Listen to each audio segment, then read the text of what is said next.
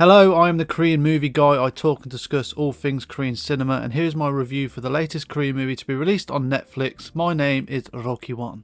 Before I get into it, there will be minor spoilers in this video, just discussing some of the minor details of the plot. And if you're like me and you love Korean cinema, smash that like on this video and subscribe for future Korean related content.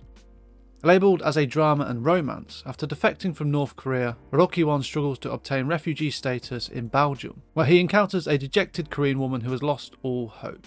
Now, going into this film, I didn't quite know what to expect, especially with it being released on Netflix, and Korean movies that have been released on Netflix within the last few years have been quite mediocre in my opinion. Earlier this year we had Badland Hunters starring Ma Dong-seok, which I thought was just completely dull. Last year we saw Kill Bok-sun, Ballerina, Unlocked, Believer 2, which I didn't find any of those films to be that impressive, at least in comparison to what else came out in South Korea. So how was My Name is Loh Kiwan? Well, this film is based on a novel titled I Met Loh Kiwan from writer Cho Hae-jin. I haven't read that, so I did go into this film completely blind. It's a directorial debut from Kim Hee-jin and it stars Song Joong-ki and Chae Sung-eun, two actors that I'm not that familiar with. I have seen Song Joong-ki in 3 films, The Battleship Island, Space Sweepers and A Werewolf Boy. He is a very popular actor, perhaps more so for his dramas, which I haven't seen any of those. And from what I've gathered online, he is quite a polarising actor, at least when it comes to his personal life. And I don't really care for that. On screen, I think he's okay.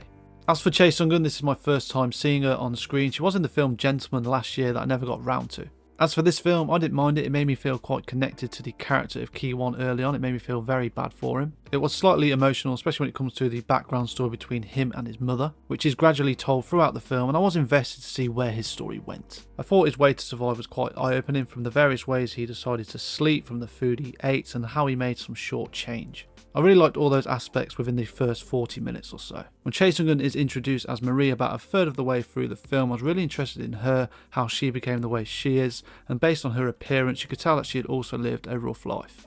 But I found the world she was involved with quite bizarre and it felt completely out of touch with the rest of the film. Ultimately, her involvement with that world, I won't spoil what it is, but it just completely dragged this film down for me.